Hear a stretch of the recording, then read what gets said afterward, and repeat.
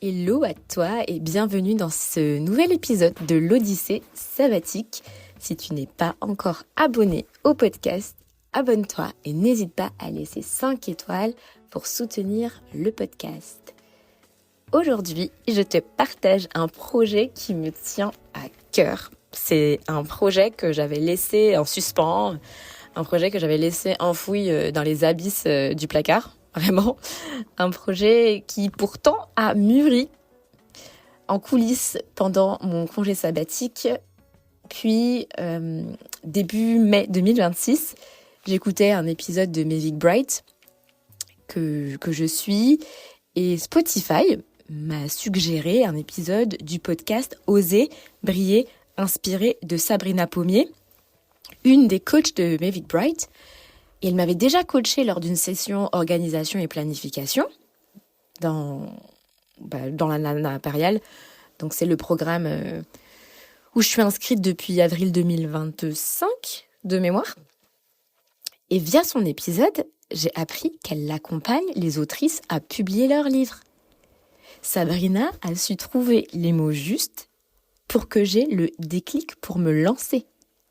Donc là, je peux te dire que je suis autrice des Aventures de Perpétue, une collection de livres jeunesse qui mêle voyage, représentation, transmission, par mon expérience et mes souvenirs.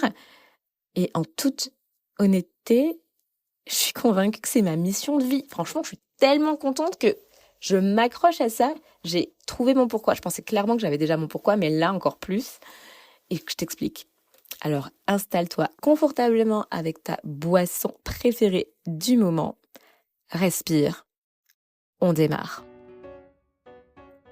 Je suis autrice des Aventures de Perpétue. J'écris des histoires autour du voyage. Je veux que les enfants noirs soient beaucoup plus représentés dans les livres jeunesse. Et je peux te dire que dans mon enfance, la représentation, c'était le roi lion dans le Serengeti, en Tanzanie. Et avant que tu m'attrapes la veste, je préfère te donner du contexte. Comme toujours, je te donne du contexte, donc accroche-toi, j'arrive. Quand j'étais petite, mon papounet, me lisait des histoires avant de dormir. Et on avait une bibliothèque avec tous les Disney. Et mon livre préféré, c'était Le Roi Lion. Même le papier peint, figure-toi que même le papier peint dans ma chambre, c'était Le Roi Lion. Tu vois ? Donc vraiment, livre Disney, papounet nous bordait avec des histoires, quelques pages par soir. Et en grandissant, donc de mes 12 à 14 ans, je lisais et j'écrivais beaucoup. Et à l'époque, on recevait les catalogues J'aime lire. Il me semble que c'était ça, J'aime lire et je pouvais choisir entre peut-être 1 à 3 romans, grosso modo. Ma mère, elle me laissait choisir. Et les week-ends, c'était full lecture et ou full écriture dans mes carnets. Et je regrette de ne pas les avoir gardés parce que je pense qu'en les relire maintenant, ça aurait été pépite. Parce que j'avais l'impression d'avoir des trilogies, tu vois, tome 1, tome 2, tome 3. Et j'étais trop contente. Mais c'était à l'époque, tu vois. Et maintenant, je t'explique d'où vient l'appétence pour la lecture et l'écriture, mais en tout cas, pour lier la représentation, on n'y était pas. À l'époque, moi, j'avais pas ça, tu vois. Si tu parles des princesses Disney, parlons bien. Pocahontas avec les cheveux au vent, moi, j'avais pas ça. Moi, j'avais les cacacabrites sur la tête, des tresses, des nattes avec des perles de toutes les couleurs. J'étais un sapin, s'il te plaît, sapin de Noël. Ou, allez, je suis mauvaise langue. Allez, la matière, elle me laissait choisir les couleurs des perles. De temps en temps, j'avais le droit de choisir les couleurs. Mais comment te dire que les cheveux longs, au vent, qui bougent? Ah ouais, non. Ah non. Et en plus, pour te dire que quand ma mère, elle s'est dit, ça y est, il est temps pour toi de faire le déprisage quand j'avais 13-14 ans, et que tu choisissais la photo pour la coupe. Moi, j'avais une coupe où, soi-disant, je pensais que j'allais avoir cheveux au vent. Je peux te dire que c'était comme de la brique, du parpaing, le truc qui bougeait pas. Et je te dis ça du haut de mes 33 ans, ok ? Donc ça sent le vécu. Parce que la représentation, moi, je l'ai eu quand ? À 17 ans seulement. Parce qu'on a fini par être représenté par un personnage noir. J'avais 17 ans avec Tiana. dans le film Disney, La princesse et la grenouille.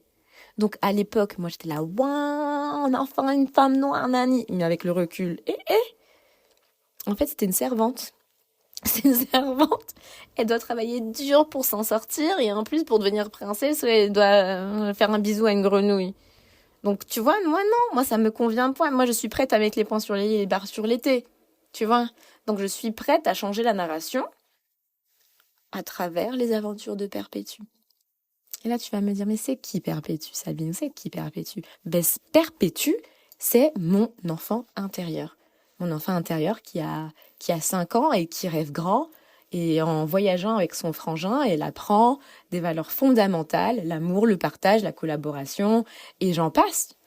Elle aime le fromage, sa couleur préférée, c'est le bleu ciel. Le papier peint, le roi lion, a été changé par de la peinture bleu clair à un moment donné, avec des posters de dauphins partout dans la chambre jusqu'à 14 ans, grosso modo, de mémoire. Donc, Perpétue voyage. Elle voyage et franchement, j'ai eu un déclic il n'y a pas longtemps. Perpétue, elle part à l'aventure dans le monde. Tu vois, pour moi, Perpétue, elle a sa place partout. Et il n'y a personne qui peut lui dire le contraire. Et je me rends compte, sincèrement, qu'en fait, le congé sabbatique, c'était une porte. C'était un wake-up call pour que je m'imprègne, pour que j'incarne ma mission de vie, pour qu'elle soit palpable. Parce que je sais pertinemment que le congé sabbatique m'a permis de voyager pendant 9 mois, certes, mais la Perpétue me permet maintenant de transmettre ce voyage aux générations qui arrivent. Parce que là encore, moi quand j'étais petite, j'avais pas une petite fille noire qui avait son sac à dos, qui allait dans les aventures. Moi j'avais pas ça, hein. Et là, Perpétue voyagera dans des pays où il y a la jungle, le désert, les montagnes, la savane, des grottes s'il te plaît, des traditions et des cultures diverses, et j'en passe. Et tout ça en compagnie de son frangin, qu'elle aime beaucoup, avec qui elle se chamaille, mais qu'elle aime beaucoup. Et là, tu te dis, mais on suit comment ces étapes de publication? La collection, elle est déjà là, elle arrive quand? C'est comment? Et je comprends la question, il n'y a pas de souci. Dis-toi que j'ai créé le compte Instagram Les Aventures de Perpétue. Je l'ai créé pour te montrer les coulisses du lancement de la collection. Et bien entendu, je mets toutes les informations dans la description de l'épisode. Et sur ce compte Instagram, je t'explique aussi d'où vient le prénom Perpétue. Je te montre l'avancée des illustrations, les collaborations à venir. Et je mets aussi en avant mon choix de publier en auto-édition. Et pas en maison d'édition, mais en auto-édition. Et bien d'autres détails que tu découvriras sur le compte. Donc net, je t'embarque avec moi dans tout le processus. L'idée étant que les enfants puissent avoir leur livre sous le sapin à Noël 2026. Donc venez me donner la force sur ce compte Instagram pour que ce rêve devienne une réalité. Et enfin, j'ai envie de te parler d'héritage et de représentation parce que je suis consciente que Perpétue, ce n'est pas juste une histoire pour les enfants noirs sous-représentés, c'est pour moi également, je dirais, un cheminement pour l'enfant intérieur des adultes, des parents, des tuteurs. Parce que les adultes qui liront les histoires aux enfants ont tout autant besoin d'aventure et de représentation. Parce qu'eux-mêmes n'ont pas été représentés, ou en tout cas pas assez. Parce que je pars du principe qu'ils ont potentiellement mon âge ou plus âgé, et donc on était à la même enseigne. Hein. Donc Perpétue, c'est mon héroïne, c'est notre héroïne, c'est notre héritage pour la nouvelle génération.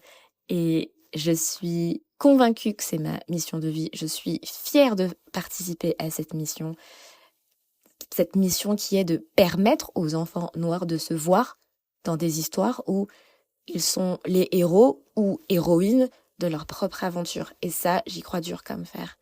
Donc pour conclure cet épisode, j'ai envie de te dire que j'ai mis pas mal d'années à mettre des mots sur ma mission de vie. Il a fallu quasi 2 burn-out, un congé sabbatique de 9 mois, une grosse remise en question et un épisode de podcast pour avoir le déclic. Et je peux te dire haut et fort que je suis autrice des aventures de Perpétue, l'ambassadrice des enfants noirs sous-représentés dans les livres jeunesse. Et j'ai hâte, mais vraiment hâte, de t'embarquer avec moi dans ce rêve qui deviendra bientôt réalité. Mais vraiment. Donc merci d'avoir écouté cet épisode. Pense à le partager à ton acolyte et laisse 5 étoiles sur ta plateforme d'écoute préférée. N'oublie pas de t'abonner au compte des aventures de Perpétue pour ne rien louper à l'actu du livre. On se retrouve mardi prochain pour un nouvel épisode. D'ici là, prends soin de toi, toujours avec paix et douceur. Ciao.